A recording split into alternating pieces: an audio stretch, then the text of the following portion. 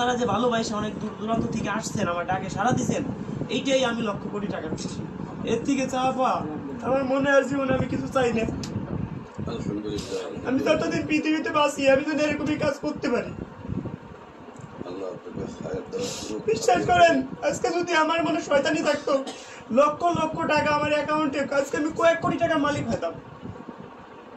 কিন্তু আমি যে কাজগুলো করি, আমার উপরে অনেক ডাকাইতে আক্রমণ করে, একা কোথাও যাইতেও পারি না। 49 পর্যন্ত খতিব উনি, ওনার ভিডিওটা একটু এদিকে নেন।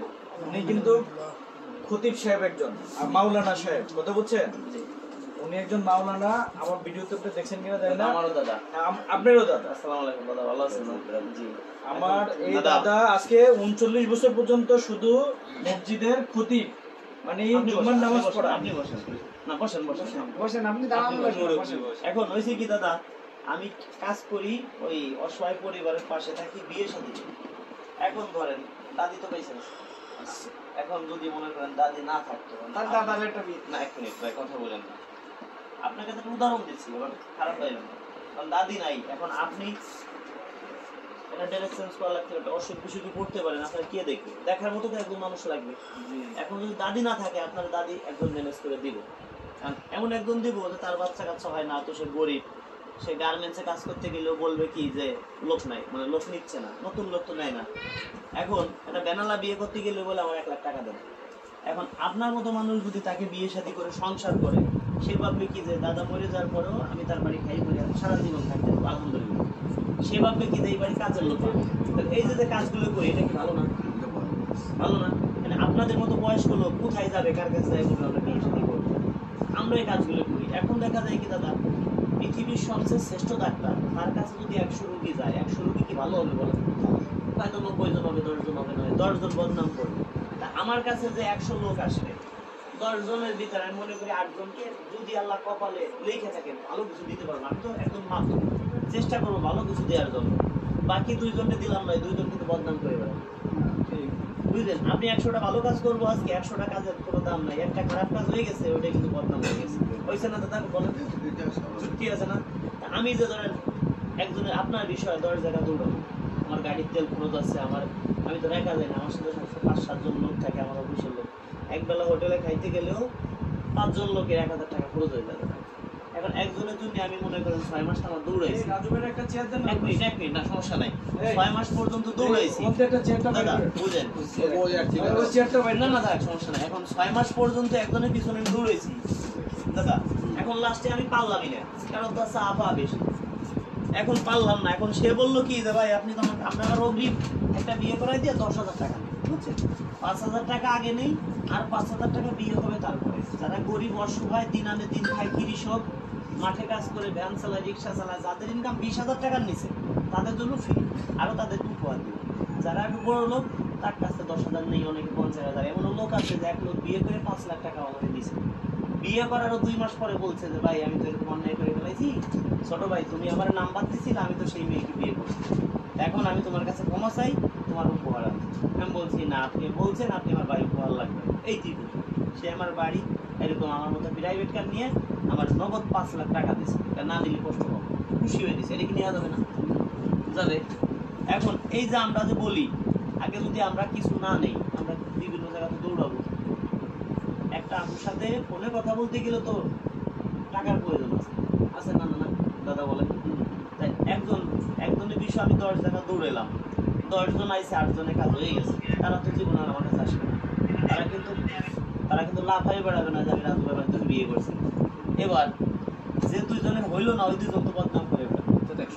তাহলে বদনামের বাড়ি তো কেউ নিতে চায় না। এখন আপনি কি বলেন, এই কাজগুলো কি করবো কি করবো? আমি অনেকদিন যাবত করতেছি, আজকে সুনাম আছে। আমি করতেছি কি জন্য, আমি নাম বলবো না, এক মিডিয়ায় গেছিলাম, দেখছিলাম ওই ক্যামেরার সামনে কেউ আসে না, পিছনে মেয়ে রেখে বলে আমরা বিয়ে শাদী করবো। আমি তো সহজ সরল ভাবে মেয়ের টাকা দিছি, বা একটা বাড়ি আসতেছি, আপনার বিয়ে করবো, তো আমার কাছে গাড়ি ভাড়া নাই। সে না কি বলবো, সত্যি কথা, 4,000 টাকা দিছি আমার ফোনে ডিসপ্লে সেরা, 2-3 হাজার টাকাতে সারবো, 1,000 টাকাতে গাড়ি ভাড়া দিয়ে আসবো। এই যে বলি সত্যি কথা, আজকে একটা কথা, গোপন কথা, সেই মাইয়া আমার কাছ থেকে 4,000 টাকা নিয়ে আমার বাড়ি আজ জীবনে আসে নাই। আমি চিন্তা করি আমার তো ইউটিউব চ্যানেল আছে, আমার আগে থেকে ভিউ অনেক যা আছে, আমি চিন্তা করি আমি এই কাজগুলো করবো ফ্রিতে। এখন দেখি কি না না ভাই ফ্রিতে করা সম্ভব না। কি জন্য সম্ভব না? ওই বিভিন্ন জায়গায় দৌড়াইতে হয়। একটা ভাইকে বিয়ের সাথে দিতে গেলে দেখা যায় 10টা মেয়ের সাথে কথা বলা লাগে, 10 জনের গার্জিয়ানের সাথে। অনেকে বলে তা আসেন আমার বাড়ি সরাসরি কথা বলি। সরাসরি বলতে গেলে কমসে কম একটা গাড়িতে একটা তেল খরচ লাগে। তাই এই যে কাজগুলো করতে করতে মানে একটা সুনামের সাথে চলে এসেছি। এমন দিন আছে একদিন 17 জনকে বিয়ে দিচ্ছে এক জায়গায় বসাইয়া। এখন তাদের তো একটা দোয়া ভালোবাসা পাইছে। তাই এই যে কিছু গরিব পরিবারকে বিয়ের সাথে দিতে পারলে আসলে খুব ভালো লাগে। ধরেন এই ভাইয়ের কথা বলি, এই ভাই চেহারা দেখে বোঝা যায়, এই ভাই চেহারা দেখে বোঝা যায় অর্থ সম্পদ আছে। তাই হোক না না ভালো রাখছে আল্লাহ, বোঝাই যায়। এখন এমন মেয়েকে বিয়ে করলেন আপনার বাড়ি কাজের লোক, গেস্টটা এসে মাইন্ড করেন না, তাহলে কি লাভ বেশি কার? গেস্টটা লাভ বেশি। তাহলে মেয়ে তো নামাজ পড়তে দোয়া করবে, আল্লাহ আমি একটা রাস্তা পাইছি, আমি একটা অবস্থান পাইছি। আবার এমনও মেয়ে আছে যে তাদের অর্থ সম্পদ আছে, তাদের কথা কি আমার এরকম ধরেন বাড়ি টাড়ি আছে, বিল্ডিং আছে, তার 2টা মেয়ে। দেখা যায় কি বাড়িতে বাজার সদাই করার জন্য লোক রাখতে গেলেও মাসে 10,000 দেওয়া। তাদের কথা কি আমার বাড়ি থাকবে, আমার খাওয়া খাবে, আমি প্রয়োজনে বাজারে ছোট করে একটা দোকান দিব। মেয়ের বাবার ছেলে সব হয়ে গরিব, এখন ওই বাড়িতে ওই যে ছেলে বেকার, ওই ছেলে বেকার গুরুত্ব হয়ে গেল, একটা ঘর পাইলে কোনো একটা বাড়ি পাইলে নিয়ে আসা, সেও কিন্তু ভালো একটা এই যে কাজগুলো করি আপনি মনে তো বলেন কেমন? আবার এই জায়গাতে যে টাকা পয়সা হয়, এই যে টাকা পয়সা, এই টাকাগুলো মসজিদ মাদ্রাসা ইতিমখানা, তারপরে ওই যে ভ্যানা লাগে ঠেকাই আমরা, মানে মুরব্বী মানুষ যার বয়স 60 65 50 প্লাস, তাদেরকে টার্গেট করে আবার আমরা কি করি একটা বাজার সদাই করে তারা দিই। কারো ঘর করে দেয়, কারো ঘর করে আমাদের, কারো রিক্সা ভাড়া গেলে রিক্সা দেয়। এই রাজু ভাই আমার সাথে আজকে প্রায় 2 বছরের উপরে সম্পর্ক। রাজু ভাই বলে আমাকে, ভাই আপনার কি লাগবে? ভাই আপনি তো আমাকে অনেক কিছুই দেন, আর কি দিবেন? মহব্বতটাই সবচেয়ে বড় জিনিস। মহব্বতের কারণে আজকে এই রাজু ভাই আসছেন নোয়াখালীতে, এখানে আসছে, তাইলে কিন্তু আসতো না। এই রাজু ভাইয়ের জন্য আমি সবাইকে বলবো, আসলে রাজু ভাই শুধু আজকের এই রাজু ভাই একদিনে এই রাজু ভাই না, আস্তে আস্তে।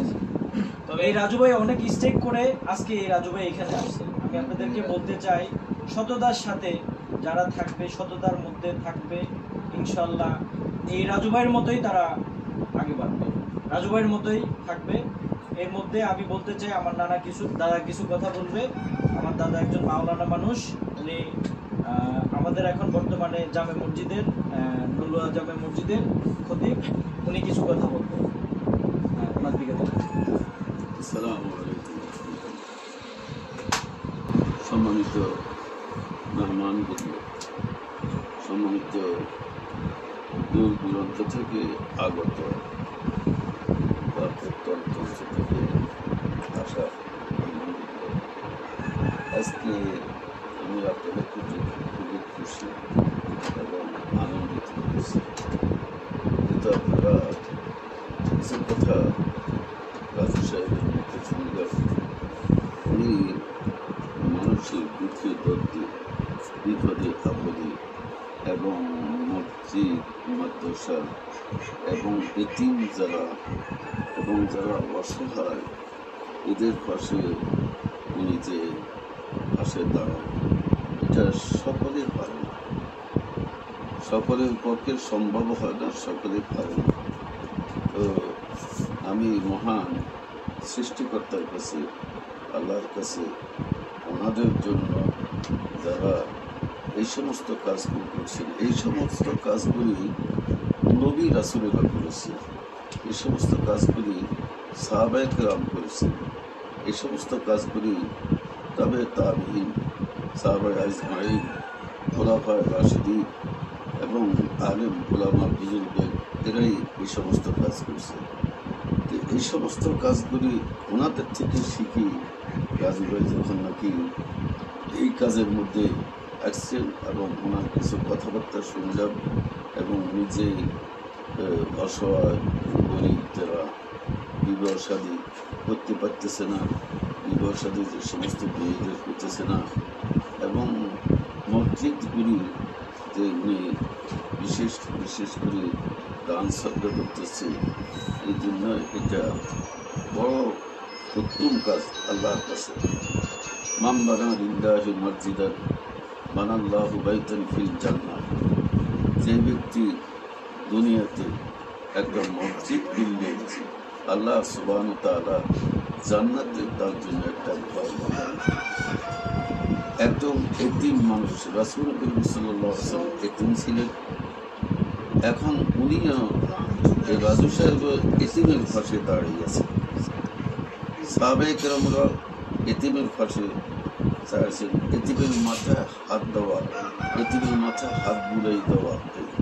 রাসূল করিম সাল্লাল্লাহু আলাইহি ওয়াসাল্লামের জামানায় এক এতিম যে মা হারা বাপ হারা ছিল, একদিন ঈদের সময় তিনি রাস্তার পাশে দাঁড়িয়ে কাঁদছিলেন। আল্লাহ রাসূল যখন নামাজ শেষ হলো তখন ওই এতিমের কাছে গেলেন, কাঁদছিলেন, ওটা আমার বাবা নাই, মা আছে। আমার মা বলছে যে মসজিদ থেকে যে ব্যক্তি শেষ লাস্টে বাইর হয় ওই ব্যক্তির কাছে তুমি তোমার দুঃখের কথাগুলি বলবে। রাসূল করিম সাল্লাল্লাহু আলাইহি ওয়াসাল্লামের কথাগুলি বলাতে রাসূল সাল্লাল্লাহু আলাইহি ওয়াসাল্লাম তাকে কোলে নিলেন এবং তার মাথায় হাত বুলিয়ে দিলেন। তাকে বাড়িতে নিয়ে গেলেন। বাড়িতে নিয়ে যাইয়া আম্মাজান হযরত আয়েশা সিদ্দিক রাদিয়াল্লাহু তাআলা আনহাকে বললেন, আয়েশা, আজকে তোমার জন্য আমি একটা ছেলে এনেছি, এই ছেলেকে তুমি তোমার ছেলের মতো লালন পালন করবে। এই যে এতিমের মতো মানুষের বিপদে আপদে এবং দুঃখে পাশে দাঁড়ায়, এটা সবাই পারবে। তো আমি মহান সৃষ্টিকর্তার কাছে আল্লাহর কাছে দোয়া করি যেন যতদিন আল্লাহ ওনাকে বাঁচাইয়ে রাখে ততদিন সৎ এবং আল্লাহ এবং আল্লাহ রাসূলকে রাজি খুশি করার জন্য এই কাজটি করে থাকে। আল্লাহ যেন ওনাকে দীর্ঘ হায়াত দান করে। আপনারা যারা দূর থেকে আসছেন, আমি আপনাদেরকে দেখি খুবই খুশি এবং আনন্দিত। এই আমাদের যে ইবাদতখানা যে মসজিদ, এটা 1993 সালে এটা প্রতিষ্ঠিত হয়েছে। আস্তে আস্তে করে পা করে লাফাত এই দেশ ও দশের জনগণ সাহায্যের সহযোগিতাতে এবং আমার নাতি ভাই উনিও এটার জন্য কোনো শ্রম না এবং মানুষের ঘুরে বেড়ে জায়গা এটি পর্যন্ত আসছে। গত সপ্তাহে শুনলাম যে আপনারা প্রত্যেকে আসতেছে, এটা শুনে আরও খুশি হয়েছি। তো আমি আপনার কাছে আবেদন থাকবে, আমাদের অনেক কাজ, মসজিদের অনেক কাজ, যেমন এক নম্বর পবিত্রতা অর্জনের জন্য বাথরুমের দরকার, গোসলখানার দরকার, ওযুখানার দরকার। এই ওযুখানা আর মসজিদে থাকতে দেখতে পেলে কী কী কাজ বাকি আছে। আমরা আশা করি আপনাকে উসিলা আল্লাহ সুবহানাহু ওয়া তাআলা আমাদের এই কাজগুলি যেন আল্লাহ সহজ করে দেন। এই বলে আমি আপনাদের কাছে আমার বক্তব্য এখানে শেষ করছি। আলহামদুলিল্লাহ। এখন আমি একটা কথা বলি কি, আমার বাবা আমাকে মানে ছোটবেলায় বলে গেছে, বাজান আর যাই করো, তুমি কারোর যদি কোনো কমিটমেন্ট দাও, কোনো কথায় যদি রাখো যে আমার ওইখানে ওয়াদা দিয়ে থাকো, সেইখানে তুমি ওয়াদা তার সাথে বরখলাপ করবা। কারণ কাউকে কোনো কথা দিলে কথা রাখার চেষ্টা করবা। আমি আমার বাবার কথা মতো ছোটবেলা থেকে আমার বাবা বলছে কোনোদিনও তুমি কোনো জায়গায় থাকবা না, তুমি কোনো জায়গায় ওয়াদা দিলে ওয়াদা পালন করার চেষ্টা করবে। অনেকে আছে যে ওয়াদা কথা দিয়ে কথা রাখতে পারে, তারা যত টাকা পয়সা ইনকাম করুক আমি মনে করি যে সে কোনোদিন ধরে রাখতে পারবে না। সংসারে কোনো আইন নিতে হবে না। যারা কথা দিয়ে কথা রাখতে পারে না, মানুষের সাথে সিটারি বাটপাড়ি প্রতারণা করে, এরা কোনোদিনও ভালো হতে পারে না।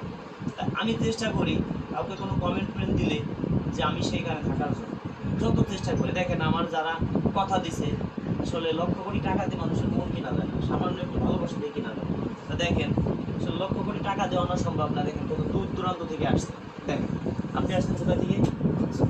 কক্সবাজার থেকে। আপনি আসছেন খুলনা থেকে? খুলনা থেকে। আমার বাড়ি কাজ দিয়ে আসছেন? আমি আসছি ঢাকা থেকে। ঢাকা থেকে। এই ঢাকা মিরপুর সেবাগ্রাম। এই যে ভালোবাসা আসলে এটা তো এখন তো শুরু, আরো লোক আসতেছে। ভাইজান জানি কোন জায়গা থেকে আসছেন বাইরে আরো আছে বাইরে আরো আছে তিনি আসছে থেকে ভাই আরেকজন আছে আসেন আসেন আসেন আসেন ওয়ালাইকুম আসসালাম ভাই ভালো আছেন কোথা থেকে আসছেন নেত্রকোনা টাকা পয়সা দিয়ে কিনা কি সম্ভব আছে আপনারা তোমার ভিডিও দেখেন ভিডিও দেখে আপনাদের কি মানে কতটুকু কি মনে হয় আমরা কি মানে 2 নম্বর না 6 নম্বর কি মনে হয় বিশ্বাস না থাকলে তো আমরা আসতাম না। 100% 200% আপনার পর বিশ্বাস আছে বলে তো আমরা ঢাকার থেকে মনে করেন আমরা এখানে আসতে পারছি।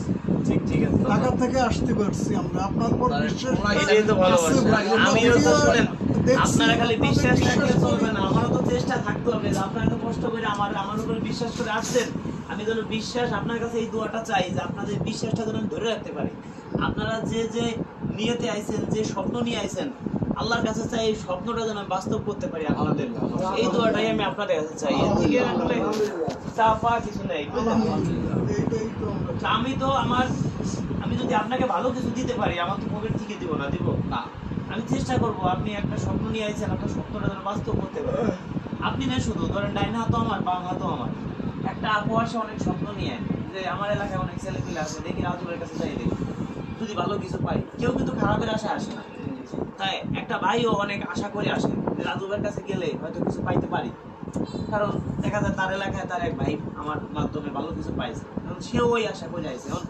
জন্ম মৃত্যু বিয়ে আমি যে এখানে আসছি আমি এই জায়গাতে বাড়ি পর্যন্ত ফিরে যেতে পারবো এটা আমি গ্যারান্টি দিতে পারবো না তাই আমি জন্ম মৃত্যু বিয়ে একমাত্র আল্লাহর হাতে হয়তো আমি একটা মাধ্যম সে কথা আগেই বললাম 10 জন আমার কাছে আইছে 8 জন ভালো কিছু পাইছে 2 জন পাই নাই 2 জন তো সারা জীবন আমাকে গালাগালি যারা ভাই অমরটা দিল ভালো কিছু আমারে কেন দিল না কিন্তু আপনাদেরও চা পাওয়ার মধ্যে থাকতে হবে ঠিক না আমি কারো কিছু বলছি না না ঠিক আছে সঠিক আমি আপনাদের কাছে এই দোয়াটাই চাই আমি যেন সারা জীবন যেভাবে আছি আপনাদের সাথে এইভাবে যেন মিলে মিশে যাইতে পারি আর আমি চাই আমার মতো রাজু খান আরো যেন মানে হয়তো আমি একজন মানুষ তো সারা জীবন বাঁচে এখন আমি চাই আমার মতো রাজু খান প্রতিটা জেলায় প্রতিটা থানায় যেন জন্ম হয় আমি চাই যে ইউটিউব ফেসবুক থেকে তারাও আমার মতো এরকম কাজ করুক তাতে কি তাদের ইনকামও হবে আবার সে ভালো কাজও করতে পারবে সওয়াবও পাবে এখন আমি আজকে মরে গেলাম এই কাজগুলো কে করবে আমি চাই যে আমিও আমার মতো আপনাদেরকে তৈরি করতে চাই যারা ইচ্ছুক আছেন ইউটিউব ফেসবুক খুলতে কোনো টাকা পয়সা লাগবে না লাগবে কি একটা মন একটু সাহস তাহলেই আপনি আমার মতো কাজ করতে পারবেন আমি চাই যে আমার মতো রাজু খান কমসে কম প্রতিটা জেলায় প্রতিটা থানায় থাকে বাংলাদেশে 652টি উপজেলা আছে 652টি থানা আছে বাংলাদেশে 64টি জেলা আছে আমি চাই যে 652টি থানায় আমার মতো একজন রাজু খান হোক আমার তো লস নেই আগুন থেকে আগুন নিলে কোনোদিনও কমে না আমি চাই আমি এক সময় বেকার ছিলাম আমি সাধারণ 5,000 টাকার জন্য মানুষের দাঁড়িয়ে দাঁড়িয়ে ঘুরে বেড়াইছি কেউ আমাকে দেয় নাই অনেক কষ্ট করছি জীবনে আমি চাই যে আমি মনে করি আমার মতো কষ্টে অনেকে আছে আমি চাই যে তাদের কষ্টগুলো দূর হোক অনেক সময় কিন্তু আমরা ইউটিউব ফেসবুক থেকে টাকা উঠে আপনাদের দেখাই আমরা এই টাকাগুলো দিয়ে কি করবো 1 মাসের টাকাটা উঠে আপনাদের দেখাই যে এই টাকাগুলো মসজিদ মাদ্রাসায় দিব গরিব অসহায় মাঝে দিব আমাদের যারা স্টাফ কাজ করে তাদের একটা বেতন দিব তারপরে যে টাকা থাকে আমার যদি মাসে 1 টাকাও থাকে আমি মনে করি আমি লসে নাই আমার মাসে বেশি না আমি আল্লাহর কাছে চাই যে আমার মাসে যদি 5,000 টাকা ডাইনি থাকে এইটি আমি সন্তুষ্ট কারণ আমি খাইয়ে পরে আল্লাহ আমাকে ভালো রাখছে আমার 2টা হাত আছে আমার 2টা পা আছে যাদের হাত পা নাই আমি মনে করি তাদের থেকে তো আল্লাহ আমাকে ভালো রাখছে এর থেকে চাওয়া পাওয়া আমার আর কিছুই নাই আর আপনারা যে ভালোবাসে অনেক দূর দূরান্ত থেকে আসছেন আমার ডাকে সাড়া দিচ্ছেন এইটাই আমি লক্ষ কোটি টাকা খুশি এর থেকে চাওয়া পাওয়া আমার মনে আর জীবনে আমি কিছু চাই না আলহামদুলিল্লাহ আমি যতদিন পৃথিবীতে বাঁচি আমি যদি এরকমই কাজ করতে পারি আল্লাহ আপনাকে খায়ের দ্বারা পুরো বিশ্বাস করেন আজকে যদি আমার মনে শয়তানি থাকতো লক্ষ লক্ষ টাকা আমার অ্যাকাউন্টে আজকে আমি কয়েক কোটি টাকার মালিক হতাম কিন্তু আমি যে কাজগুলো করি আমার উপরে অনেক ডাকাইতে আক্রমণ করে একা কোথাও যাইতেও পারি না এখন দাদা একা কোথাও আমি যাইতেও পারি না তারপর আমি মনে করি যতদিন পৃথিবীতে বাঁচবো বিড়ালের মতো 100 বছর বাঁচার কোনো ইচ্ছে নাই বাঘের মতো সিংহের মতো প্রয়োজন 1টা ঘন্টা বাঁচবো, অন্যায় প্রতিবাদ করে যাব। এই যে কাজগুলো করি আমি মনে মনে চিন্তা করি যে 100টা ভালো কাজ করলাম, একটা খারাপ হইতেও পারে, কিন্তু ওই একটা ধরে মানুষ আমাকে বদনাম করবে। অনেকে আমার বাড়িতে যাচ্ছে, অনেকে আমাকে যে পাচ্ছে না। প্রতিদিন 2, 4, 5, 10 জন মানুষ যাই ফেরত আসতেছে। আমরা তো বিভিন্ন জেলা নিয়ে কাজ করি। আজকে এই জায়গা কথা দিছি 1 তারিখে এই জায়গা থাকবো, বিশ্বাস করেন আমার শরীরে জ্বর, তারপরও আমার এই যে ভগ্নিপতি আছে, বলছি চলেন গাড়ি চালাবেন আপনি, আমিও কিছুদিন চালাইছি, তারও বলছি সারা রাত আমরা যাচ্ছি যে কথা দিয়ে কথা রাখতে হবে। কিছু মানুষ আছে যে কথা দিয়ে কথা রাখতে পারে না, আসলে এরা হলো 1 নম্বর আমার চোখের কাঠ অন্তত পক্ষে, যে যারা যে কথা দিতে হবে, কথা দিয়ে কথা রাখতে হবে। ঠিক বলছি নাকি? দেখ ভাই গেছে রাস্তায়, যদি বলি যে না ভাই আমার সময় নেই, তারা বলবে কি দেখো তুমি না বাপ নিয়ে চলে। চেষ্টা করি মানুষের সাথে মেশার জন্য, চেষ্টা করি মানুষ যাতে বলে, মরার পরেও যেন অন্তত পক্ষে বলে আল্লাহ রে লোকটা কত ভালো ছিল। কেউ না বলুক আল্লাহ রে এই লোকটা মরে গেছে, আমরা একটা বেঁচে গেছে। এই যে কাজগুলো করি, 10 জন আমার কাছে আসলে আমি যেটা মনে করি, আমার একটা আইডিয়া হয়েছে যে 8 জনকে ভালো কিছু দিতে পারবো, কিন্তু 2 জনকে হয়তো পারবো না। ওই 2 জনই আমাদের নামে বদনাম করবে, আছে না?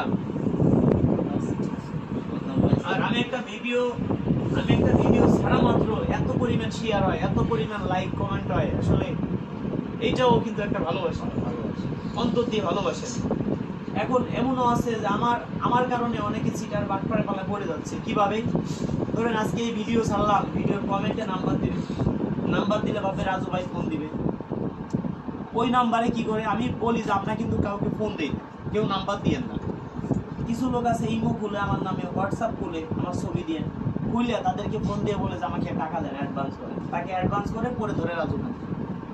সেইটা আমি বলি যে আপনারা প্রতারণা থেকে সাবধান হন, কেউ কমেন্টে নাম্বার দিবেন না, কমেন্টে নাম্বার দিলে আমরা কাউকে ফোন দিব না। আর আরেকটা কথা বলি, যাদের ঘরে বউ আছে তাদেরকে আমরা বিয়ে করাবো। কেন বিয়ে করাবো সেটা আপনারা জানেন। অনেকের ঘরে সুন্দরী বউ আছে, সুন্দরী বউ পেয়ে আমরা মা বাবাকে কষ্ট দিই, মা বাবাকে আমরা ভুলে যাই। কখনো কি আমরা একটাবার ভেবে দেখেছি আপনারা এই মা বাবা যদি চলে যায় আর জীবনে আমরা পাবো না? কিন্তু সুন্দরী বউ চলে যাবে, সকালে আসবেন, বিকেলের মধ্যে যদি বিয়ে না দিতে পারি 5 লক্ষ টাকা দিয়ে আসতাম, কথা দিলাম। আমার মতো রাজু খান এই বাংলাদেশে পৃথিবীতে অভাব নেই, গলিতে গলিতে পাবেন। টাকা দিলে সবকিছু সম্ভব, কিন্তু আপনার মা বাবা চলে গেলে জীবনে আর আপনি পাবেন না। দয়া করে কেউ এই ভুলটা কেউ করেন না। সুন্দরী বউর কথা শুনে মা বাবাকে কেউ কষ্ট দিয়েন না। এতে যদি আমার জেল হয়, ফাঁসি হয়, যায় হবে, আমি মেনে নিব। আপনার কাছে টাকা নাই, আপনাকে আমার পকেটে টাকা দিয়ে বিয়ে করাই দেবো, কিন্তু কেউ মা বাবাকে কষ্ট দিবেন না। আজকে আপনার বাসায় গিয়ে বলেন যে আমার 2টি কিডনি ড্যামেজ হয়ে গেছে, বাড়িতে গিয়ে বলেন আপনার স্ত্রীকে যে তুমি একটা কিডনি দাও, আমার তো কিছুদিন আমি চলি। আপনার স্ত্রী বলবে আমার আর এক জায়গায় বিয়ে ঠিক হয়ে গেছে। আপনার মাকে, আপনার বাবাকে গিয়ে বলেন, আপনার মা বাবা বলবে বাজান আমার 2টিই ভালো আছে, আমি কতদিন বাঁচবো, তোর ওইখানে নিয়ে লাগা। আসলে মা বাবার মতো এই পৃথিবীতে আপন বলতে আর কেউ নেই। দয়া করে কোনো ভাই মা বাবাকে কষ্ট দিয়েন না। যারা আমাকে ভালোবাসেন, মা বাবাকে যারা ভালোবাসেন, অন্তত পক্ষে এই ভিডিওটা শেয়ার করে দিবেন। পৃথিবীর অলিতে অলিতে গলিতে মানুষ হয়তো এই ভিডিওটা দেখবে। আর 100 লোক, 1000 লোক যদি দেখে, 1 লক্ষ মানুষ যদি এই ভিডিওটা দেখে, একজনের মাথায় ঢুকলেও ঢুকবে, মা বাবাকে ভালোবাসবে। আপনাদের বলি, বউকেও ভালোবাসেন, মা বাবাকেও ভালোবাসেন।